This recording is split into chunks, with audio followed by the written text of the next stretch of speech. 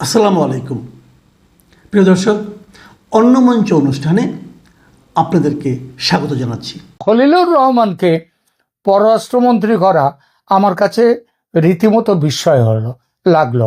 এইবার বিস্ময়ের মধ্যে কারণটা কি? অনেকেই বলছেন যে কারণটা হচ্ছে তার উপরে চাপ দেয়া হয়েছে। চাপটা কে দেয়া হয়েছে? তারেক রহমানকে চাপ দিয়ে খলিলুর রহমানকে পররাষ্ট্রমন্ত্রী করা হয়েছে। কে চাপ দেবে? চাপ দিতে পারে আমেরিকা। আর কে চাপ দিতে পারে? চাপ দিতে পারে ভারত। কারণ আমেরিকা এবং ভারত এখন মোটামুটি একজোট হয়ে বাংলাদেশ ব্যাপারটা দেখছেন। এটা আপনারা, আমি আগেও আমার বেশ কয়েকটি ভিডিওতে এই কথা বলেছি এবং আপনারা নিজেরাও সেটা বুঝতে পারছেন যে ক্রমশই পাকিস্তান এবং চীনের যে প্রভাবটা সেটা কমে আসছে বাংলাদেশের ওপর থেকে। সেটা ইউনূস থাকতে থাকতেই সেটা দেখা গিয়েছিল। কিন্তু এখন প্রথম কথা আমেরিকার চাপের কথাটা বলি। দেখুন, আমেরিকার নাগরিক হচ্ছেন খলিলুর রহমান।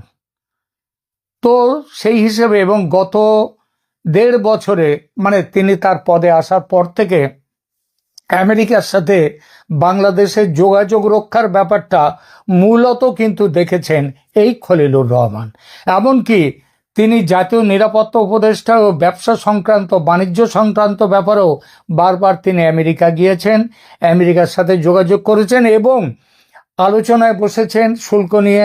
এবং শুল্ক নিয়ে আজকে যে চুক্তিগুলো হয়েছে, এমনকি যার মধ্যে গোপন চুক্তিও আছে, যে গোপন চুক্তির রীতিমতো বিরোধিতা করেছে বিএনপি, সেই গোপন চুক্তি করার অন্যতম নায়ক হচ্ছেন কিন্তু এই খলিলুর রহমান। বাংলাদেশে ইউনূস সরকারের পক্ষ থেকে তিনি সেখানে যোগ দিয়েছেন এবং বলা হচ্ছে বিএনপি এবং বাংলাদেশের মানুষ বিশ্বাস করে বাংলাদেশের স্বার্থ বিক্রি করে দেওয়া হয়েছে এবং বিক্রি যিনি করেছেন, এই করার প্রক্রিয়ার মধ্যে যার খুব যোগ ছিল, সেই খলিলুর রহমান হচ্ছেন তারেক রহমান মন্ত্রিসভার পররাষ্ট্রমন্ত্রী। যে কোনো মন্ত্রী নয়, পররাষ্ট্রমন্ত্রী। এটা হচ্ছে আমেরিকার দিক। বলা হচ্ছে যে আমেরিকা তাকে রেখে দিয়েছে, এই পদে রেখে দেওয়ার জন্য তারেক রহমানকে চাপ সৃষ্টি করেছেন। এটা হচ্ছে একটা কাজ, যাতে ভবিষ্যতে আমেরিকার সাথে সম্পর্ক ভালো থাকে, এই একটা। দ্বিতীয়ত ভারতের চাপটা দেখা যাক। আপনারা জানেন যে গত বছর সম্ভবত আগস্টে সেখানে খলিলুর রহমান আমাদের ওয়াকারুজ্জামান সেনা প্রধানকে, তাকে দিল্লিতে একটা বৈঠকে, সেটা ভারতের বৈঠক না, একটা আন্তর্জাতিক বৈঠকে দিল্লিতে হয়েছিল, আসবার জন্য বলা হয়েছিল, তিনি আসেননি। কিন্তু তার কয়েকদিন পরে দিল্লিতে আরেকটি বৈঠকে সেখানটায় খলিলুর রহমান সেখানে চলে গেলেন। সেটা কিন্তু আন্তর্জাতিক বৈঠক ছিল না, সেটা ভারতের জাতীয় নিরাপত্তা উপদেষ্টা অজিত ডোভাল, আমেরিকার কয়েকজন তাদের এবং এদের সাথে একটা বৈঠক। সেই বৈঠকে কিন্তু ডোভালের সাথে বৈঠকে কিন্তু চলে গেলেন খলিলুর রহমান এবং তার 2-3 দিন পরেই আবার তিনি গেলেন দোহাতে গিয়ে সেখানে তিনি বৈঠকে বসলেন এবং সেখানেও ভারতের প্রতিনিধিরা ছিলেন। ফলে মনে করা হচ্ছে যে ভারতের সাথে অন্তত জাতীয় নিরাপত্তা, পররাষ্ট্র ব্যাপার, এইসব ব্যাপারে খলিলুর রহমানের একটা সমঝোতা কিংবা একটা বোঝাপড়ার একটা জায়গা তৈরি হয়েছে। যেরকম বোঝাপড়া তারেক রহমানের সঙ্গেও ভারতের হয়েছে এবং এর ফলেই খলিলুর রহমানকে এমন একটি গুরুত্বপূর্ণ পদে বসানো হলো। তৃতীয়ত, যেটা সব থেকে আরো অন্যতম বড় কারণ, সেটা হচ্ছে খলিলুর রহমানের বিরুদ্ধে ছিল বিএনপি প্রথম থেকেই, এটা কোনো গোপন কথা নয়।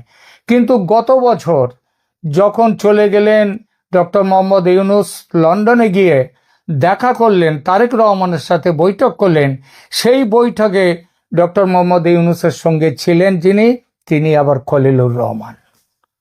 অর্থাৎ খলিলুর রহমানের সঙ্গে কিন্তু তখন থেকে যেটাকে একটা তালমেল বিএনপি নেতৃত্ব, বিশেষ করে তারেক রহমানের সঙ্গে তখন থেকে শুরু হয়েছে। এবং একটা জিনিস লক্ষ্য করে, এটা হচ্ছে একটা বড় কারণ, এই 3টে কারণ, অর্থাৎ এই 3টে কারণে খলিলুর রহমানকে পররাষ্ট্রমন্ত্রী। কিন্তু এর বাইরেও আরো একটা বড় কারণ আছে। খলিলুর রহমান একজন টেকনোক্র্যাট এবং তিনি পররাষ্ট্র বিষয় ইত্যাদি সম্পর্কে তার অভিজ্ঞতা খুব বেশি। রোহিঙ্গা সমস্যা, যেটা বাংলাদেশের একটা খুব জাজ্জল্যক, খুব একটা বড় সমস্যা, সেই সমস্যাটা নিয়ে নাড়াচাড়া করছেন, দেখাশোনা করছেন খলিলুর রহমান প্রথম থেকে। ফলে আগামী দিনে রোহিঙ্গা সমস্যা মেটাতে গেলে তাহলে খলিলুর রহমানের ভূমিকার একটা বড় অবদান থাকবে। সেই জন্য খলিলুর রহমানকে নিয়ে আসা হয়েছে এই পদে। আর এর বাইরে আরেকটা সম্ভাবনার কথাও অনেকে বলছেন।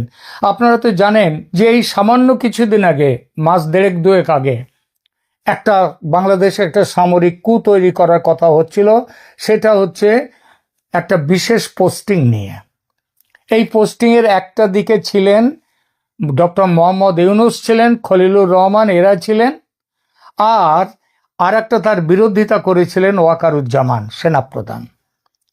এই যে পদে, এবং তখন থেকে এর আগে থেকে এই ওয়াকারুজ্জামানের সাথে খলিলুর রহমানের একটা সংঘাত আছে। কারণ তিনি জাতীয় নিরাপত্তা উপদেষ্টা হিসেবে তারও বেশ কিছু ক্ষমতা ছিল, যেটাকে মনে করেছিলেন ওয়াকারুজ্জামান তার ক্ষমতার সাথে সাংঘর্ষিক, এবং সংঘর্ষ তাদের মধ্যে হয়েছে।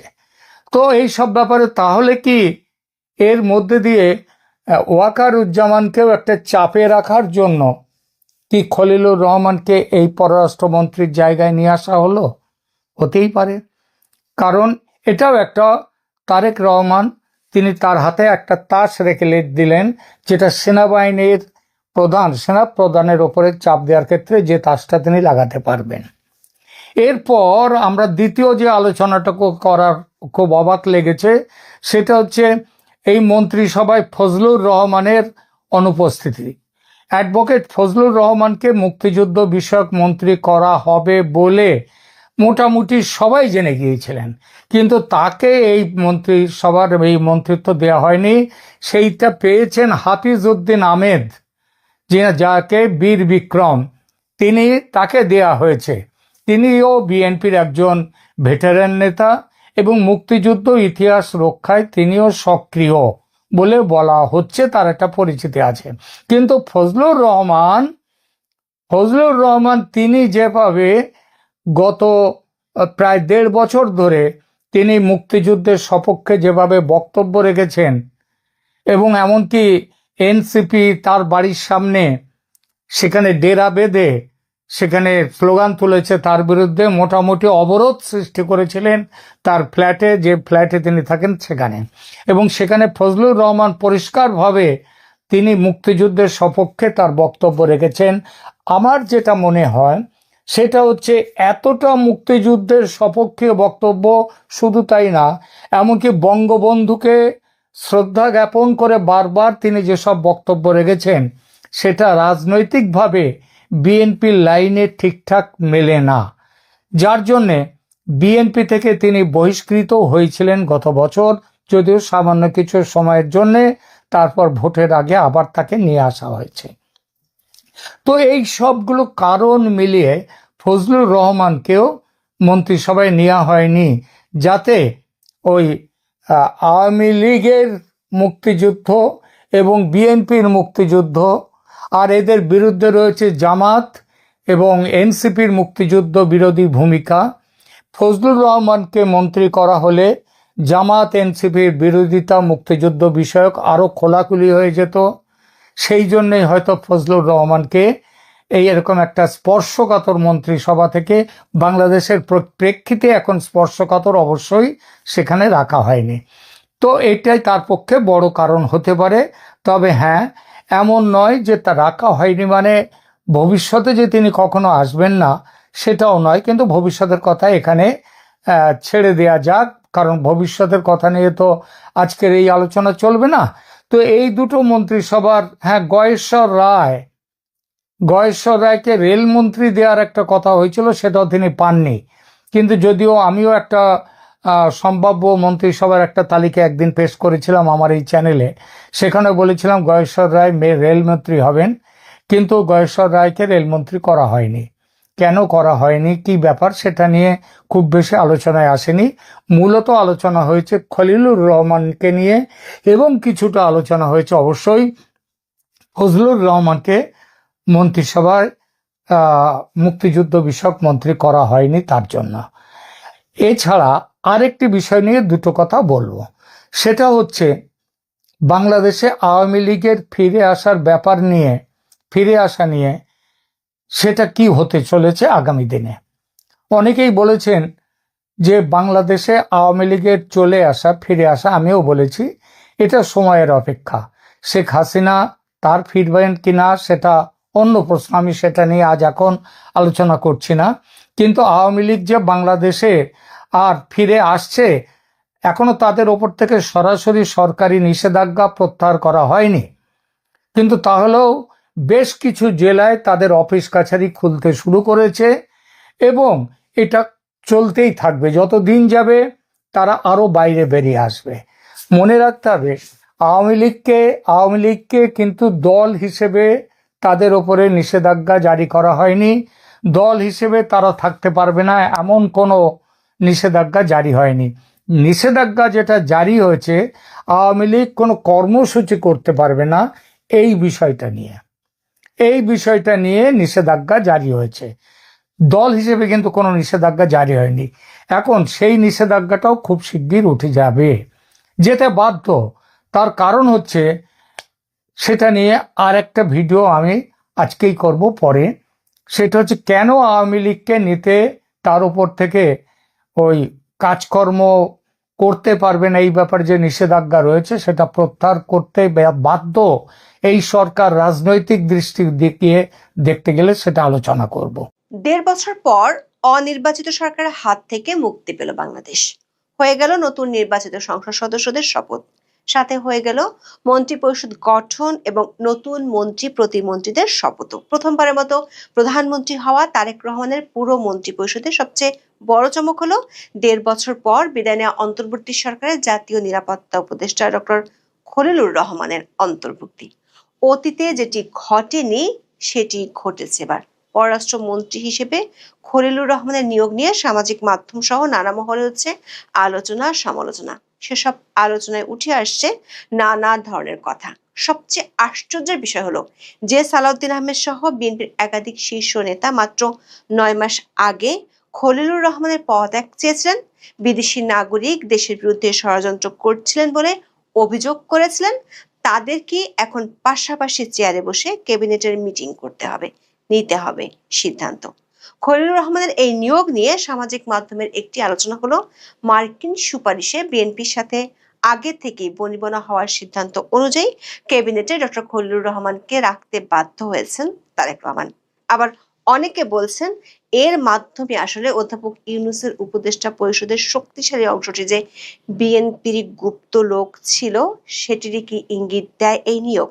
প্রশ্ন হলো, এত বড় রাজনৈতিক দল হওয়া সত্ত্বেও দলটিতে পররাষ্ট্র বা ডিপ্লোমেসি নিয়ে কাজ করেছেন এমন বেশ কয়েকজন রাজনীতিবিদ থাকা সত্ত্বেও, এমনকি তারেক রহমান চাইলে বিএনপিপন্থী অনেক এক্সপার্টকেও এ পদে নিয়োগ দিতে পারতেন, তা সত্ত্বেও কেন এমন একজনকে চেয়ারে বসানো হলো যাকে নিয়ে জনমনে সন্দেহ আছে? তাও আবার যেন তেন সন্দেহ নয়, বাংলাদেশের বিরুদ্ধে ষড়যন্ত্রের অভিযোগ আছে। সূত্রগুলো বলছে অন্তর্বর্তী সরকারের একজন প্রভাবশালী উপদেষ্টাকে এভাবে নজিরবিহীনভাবে রাজনৈতিক সরকারি ক্যাবিনেটে রাখাটা নিয়ে বিতর্ক হবে, সেটি বাংলাদেশের নতুন প্রধানমন্ত্রীও জানেন। তারপরও তিনি কেন রাখলেন? বিষয়টি কি ৩০শে নভেম্বর দেশে ফিরতে না পারা নিয়ে তারেক রহমানের যে চাপের কথা বলেছিলেন সেরকম কিছু? গতকালের ভিডিওতে আমরা জানিয়েছিলাম বিএনপির সংসদ সদস্যরা সংবিধান সংস্কার পরিষদের সদস্য হিসেবে শপথ নেবেন না, হয়েছেও তাই। বিএনপি বলেছে বর্তমান সংবিধানে সংস্কার পরিষদের কোনো বিধান না থাকায় তারা শপথ নেননি। বিএনপির এমন সিদ্ধান্তে হয়ে গেছে এক প্রস্ত নাটক। ১ ঘন্টা আগে জামাত ও এনসিপি নেতারা তেলে বেগুনে জ্বলে উঠেছিল, বলেছিল বিএনপি সংবিধান সংস্কার পরিষদের শপথ না নিলে জামাতের ১১ দলীয় জোট সংসদ সদস্য হিসেবে শপথ নেবে না। কিন্তু ১ ঘন্টার মধ্যে দম ফুরিয়ে যায় জামাত এনসিপির, শেষমেশ তারা শপথ নিয়েছে। বিকেলে ২৫ জন মন্ত্রী এবং ২৪ জন প্রতিমন্ত্রী শপথ নিয়েছেন। তার মধ্যে সবচেয়ে চমকপ্রদ তথ্য হলো ডক্টর খলিলুর রহমান পররাষ্ট্রমন্ত্রী হিসেবে শপথ নিয়েছেন। গত বছরের ১৩ই মার্চ বাংলাদেশে এসেছিলেন জাতিসংঘের মহাসচিব। সে সময় মিয়ানমারের রাখাইন রাজ্যে মানবিক সহায়তা দেওয়ার জন্য বাংলাদেশের মধ্য দিয়ে করিডোর স্থাপনের আলোচনা শুরু হয়। ২৮শে এপ্রিল সাবেক পররাষ্ট্র উপদেষ্টা মোহাম্মদ তৌহিদ হোসেন সাংবাদিকদের জানান, জাতিসংঘের তত্ত্বাবধানে শর্ত সাপেক্ষে মিয়ানমারের বেসামরিক লোকজনের জন্য করিডোর দেওয়ার নীতিগত সিদ্ধান্ত নিয়েছে বাংলাদেশ। এরপর থেকে এটি নিয়ে সমালোচনার মুখে পড়েন অন্তর্বর্তী সরকার প্রধান উপদেষ্টার রোহিঙ্গা বিষয়ক হাই রিপ্রেজেন্টেটিভ এবং জাতীয় নিরাপত্তা উপদেষ্টা ডক্টর খলিলুর রহমান। তখন জাতীয় নিরাপত্তা উপদেষ্টা খলিলুর রহমানের নাগরিকত্ব নিয়ে সামাজিক যোগাযোগ মাধ্যমে বেশ আলোচনা সমালোচনা হয়। গুঞ্জন ওঠে খলিলুর রহমান মিয়ানমার বিদ্রোহী গোষ্ঠী আরাকান আর্মিকে সুবিধা দিতে চান, সেনাবাহিনীর বিরোধিতা সত্ত্বেও তাদের সাথে আলোচনা চালাচ্ছেন। দুই পক্ষের ওই যোগাযোগ বিষয়ে এপ্রিল মাসে একটি কূটনৈতিক পত্র দিয়ে নিজেদের আপত্তির কথা জানায় মিয়ানমারের সামরিক জান্তা। এই আলোচনার আগুনে ঘি ঢেলেছিলেন খলিলুর রহমান নিজেই। 6 মে পররাষ্ট্র মন্ত্রণালয়ে সাংবাদিকদের প্রশ্নের উত্তরে খলিলুর রহমান মন্তব্য করেন, সীমান্ত সুরক্ষার সঙ্গে সীমান্তের উপরে যেই থাকবে তার সঙ্গে যোগাযোগ রাখবে বাংলাদেশ। কে কি বলল যায় আসে না। এরপর প্রকাশ্যে জনসভায় তীর ছোড়েন বিএনপির জাতীয় স্থায়ী কমিটির সদস্য সালাউদ্দিন আহমেদ। উপদেষ্টা খলিলুর রহমানকে ইঙ্গিত করে গত 17 মে খুলনার সার্কিট হাউস ময়দানে তারুণ্যের অধিকার প্রতিষ্ঠা সমাবেশে সালাউদ্দিন আহমেদ বলেছিলেন, সরকার একজন বিদেশি নাগরিককে জাতীয় নিরাপত্তা উপদেষ্টা করেছেন। আপনার কি সেই আক্কেল জ্ঞান নাই? একজন বিদেশি নাগরিকের কাছে এই দেশের সেনাবাহিনী নিরাপত্তা সংক্রান্ত রিপোর্ট প্রদান করবে কিভাবে ভাবলেন? তিনি রোহিঙ্গা করিডোরের নামে, মানবিক করিডোরের নামে বাংলাদেশকে যুদ্ধক্ষেত্রে পরিণত করতে চায়। বাংলাদেশের মানুষের সঙ্গে আপনি কথা বলেননি, এদেশের রাজনৈতিক দলগুলোর সঙ্গে কোনো আলাপ আলোচনা করেননি। অত্যন্ত অ্যারোগেন্টলি আপনার সেই উপদেষ্টা বলেছেন তাতে নাকি কিছু যায় আসে না।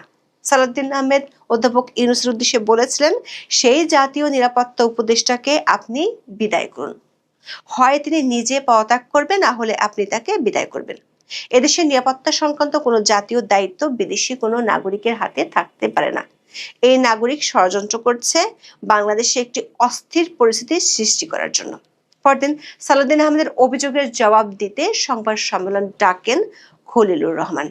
ফরেন সার্ভিস একাডেমিতে আয়োজিত এক ব্রিফিংয়ে তিনি বিএনপির তখনকার ভারপ্রাপ্ত চেয়ারম্যান তারেক রহমানকে নিয়ে মন্তব্য করেন। বলেছিলেন, কেবল তিনি আমেরিকায় থাকছেন বলে যদি বলা হয় তিনি বিদেশি নাগরিক, তাহলে কালকে তারেক রহমান সাহেবকেও সে কথা বলতে হবে। তাকে ঢিল নিক্ষেপ করলে সেই ঢিল কিন্তু অন্যের উপর গিয়েও পড়তে পারে। ওই ব্রিফিংয়ে জনাব খলিলুর রহমান তার বিরুদ্ধে ওঠা বিদেশি নাগরিকত্বের প্রমাণ চান। পরদিন মানে 22 মে খলিলুর রহমানের এই বক্তব্যে ক্ষোভ ছাড়েন বিএনপির সিনিয়র যুগ্ম মহাসচিব অ্যাডভোকেট রুহুল কবির রিজভী আহমেদ। নয়াপল্টনে বিএনপির কেন্দ্রীয় কার্যালয়ের সংবাদ সম্মেলনে জনাব রিজভী আহমেদ অতি দ্রুত ডক্টর খলিলুর রহমানের পদত্যাগ দাবি করেছিলেন। জনাব রিজভী তখন বলেছিলেন, রাষ্ট্রীয় নিরাপত্তা নিয়ে পরীক্ষা করার সুযোগ নেই। মানবিক করিডোরের নামে ডক্টর খলিলুর রহমান বাংলাদেশকে অস্থিতিশীল করতে চাচ্ছে, দেশকে অনিরাপদ করতে চাচ্ছে। তাই অতি দ্রুত খলিলুর রহমানের পদত্যাগের দাবি করেছে বিএনপি। ওই দিন রিজভী আহমেদ আরো বলেছিলেন, ডক্টর খলিলুর রহমানের অবস্থান প্রশ্নবিদ্ধ এবং দায়িত্বশীল পদে থেকে তিনি যে ধরনের ভূমিকা রাখছেন তা জাতির জন্য ঝুঁকিপূর্ণ। খলিলুর রহমানকে বিএনপির অস্বস্তি পৌঁছায় যমুনার দরবার পর্যন্ত। 24 মে যমুনায় অধ্যাপক ইউনূসের সঙ্গে বৈঠক করেন বিএনপির নেতারা। সেখানে তারা লিখিতভাবে যে দাবিগুলো জানান তার মধ্যে একটি ছিল সরকার নিরপেক্ষতা বজায় রাখার স্বার্থে বিতর্কিত উপদেষ্টাদের বাদ দিয়ে উপদেষ্টা পরিষদ পুনর্গঠন করা। বৈঠক শেষে যমুনার সামনে বিএনপির স্থায়ী কমিটির সদস্য সালাউদ্দিন আহমেদ সাংবাদিকদের বলেন, পদত্যাগের ব্যাপারে তারা লিখিত বক্তব্য জানিয়েছেন। নিরাপত্তা উপদেষ্টা খলিলুর রহমান এবং দুজন ছাত্র উপদেষ্টা আসিফ মাহমুদ সজীব ভুইয়া ও মাহফুজ আলমের কারণে এই সরকারের নিরপেক্ষতা ক্ষুণ্ণ হচ্ছে, তাদের বাদ দেওয়ার জন্য লিখিত বক্তব্য দেয়া হয়েছে।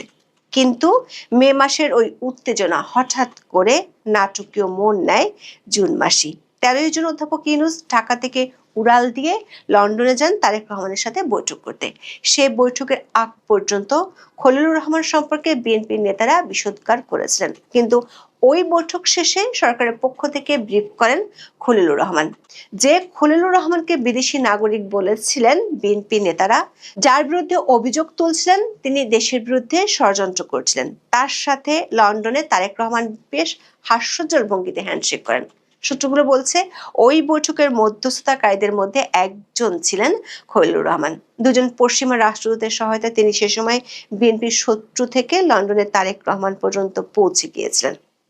তবে এর পরও অন্তর্বর্তী সরকারের আমলে গত ডিসেম্বর পর্যন্ত বিএনপি পুরোপুরি জনাব খলিলুর রহমানকে আস্থায় নিতে পারেননি। বিএনপির বিরোধিতার কারণে গত ডিসেম্বরে অধ্যাপক ইউনূস খলিলুর রহমানকে স্বরাষ্ট্র উপদেষ্টা বানাতে চেয়েও পারেননি। গত বছরের ডিসেম্বরে হাদি নিহত হওয়ার পর যখন আইন শৃঙ্খলা পরিস্থিতির চরম অবনতি হয়, তখন একটি তথ্য ছড়িয়ে পড়ে স্বরাষ্ট্র উপদেষ্টা জাহাঙ্গীর আলমকে বাদ দিয়ে খলিলুর রহমানকে তার পদে বসানো হচ্ছে। এ সংক্রান্ত খবর কয়েকটি গণমাধ্যমে প্রকাশিত হয়। সূত্রগুলো বলছে, সরকার তখন এই পদক্ষেপ নিতেও গিয়েছিল, কিন্তু তাতে বাদ সাধে বিএনপি ও জামাত ইসলামী। তাই খলিলুর রহমানকে তখন স্বরাষ্ট্র উপদেষ্টা করার সিদ্ধান্ত আর এগোয়নি। প্রশ্ন হলো, ডিসেম্বরে যে খলিলুর রহমানকে নিয়ে বিএনপির আপত্তি ছিল, সেই খলিলুর রহমানকে মাত্র 2 মাসের ব্যবধানে বিএনপি কেন হাই ভোল্টেজ মন্ত্রণালয়ের দায়িত্ব দিল? সূত্রগুলো বলছে, গত জানুয়ারি থেকে ফেব্রুয়ারির মধ্যে ওয়াশিংটন, দোহা, দুবাই, দিল্লি ও ঢাকাতে খলিলুর রহমান বেশ কয়েকটি গুরুত্বপূর্ণ বৈঠক করেন। এসব বৈঠকের সাফল্য হিসেবে খলিলুর রহমান তারেক রহমানের ক্যাবিনেটে জায়গা করে নিয়েছেন। আবার ইউনূস সরকার বাংলাদেশের জন্য মরণ ফাঁদ হিসেবে রেখে গেছেন মার্কিন যুক্তরাষ্ট্রের সাথে সম্পাদিত বাণিজ্য চুক্তিটি। এই চুক্তিটি করতে সবচেয়ে বেশি ভূমিকা রেখেছেন খলিলুর রহমান। সামাজিক মাধ্যমে অনেকে বলছেন, মার্কিন ডিপ স্টেটের চাহিদা মতো নতুন সরকারকে খলিলুর রহমানকে জায়গা দিতে হয়েছে। জনশ্রুতি আছে, দীর্ঘদিন আমেরিকা থাকার কারণে খলিলুর রহমান মার্কিন লবির লোক। আবার খলিলুর রহমান ভারতের অজিত দোভালের সাথে বেশ কয়েকটি গুরুত্বপূর্ণ বৈঠক করেছেন অধ্যাপক ইউনূসের শাসনামলে। বিশেষ করে খলিলুর রহমান কলম্বো সিকিউরিটি কনক্লেভের 7ম সম্মেলনে যোগ দিতে নির্ধারিত সময়ের একদিন আগে 18 নভেম্বর দিল্লি গিয়েছিলেন। এমনকি 2024 সালের ব্যাংককে যখন অধ্যাপক ইউনূসের সাথে ভারতীয় প্রধানমন্ত্রী নরেন্দ্র মোদীর বৈঠক হয়, সেখানেও অজিত দোভালের সাথে খলিলুর রহমানকে বৈঠক করতে দেখা গিয়েছিল। আবার বিএনপি নেতারা প্রকাশ্যে খলিলুর রহমানের বিরুদ্ধে বিদেশি নাগরিকত্ব থাকার অভিযোগ করেছিলেন। মন্ত্রী হিসেবে শপথ নিলে সংবিধান রক্ষার শপথ নিতে হয়। বিএনপি নেতাদের মধ্যে যারা এমন প্রকাশ্যে করা অভিযোগ করেছিলেন, তাদের কাল থেকে পাশাপাশি চেয়ারে বসে ক্যাবিনেট মিটিং করতে হবে। অবশ্য গত বছর 21শে মে প্রেস ব্রিফিংয়ে খলিলুর রহমান দাবি করেছিলেন তিনি বাংলাদেশের নাগরিক, যদিও দীর্ঘদিন ধরে পরিবারের সাথে আমেরিকা থাকেন। কিন্তু পদত্যাগের আগে মন্ত্রিপরিষদ বিভাগে জমা দেওয়ার সম্পদের হিসেবে দেখা যাচ্ছে বাংলাদেশের বাইরে তার বেশি সম্পদ আছে। সেটার পরিমাণ 46,35,850 $। একজন নাগরিক ছাড়া এত বিপুল পরিমাণ সম্পদ থাকা নিয়ে প্রশ্ন উঠতেই পারে। আবার অনেকে মনে করছেন, অতীতে অন্তর্বর্তী হোক কিংবা তত্ত্বাবধায়ক কোনো সরকারের কোনো উপদেষ্টা পরবর্তী রাজনৈতিক সরকারের মন্ত্রী কিংবা অন্য কোনো দায়িত্বে যোগ দেয়নি, কারণ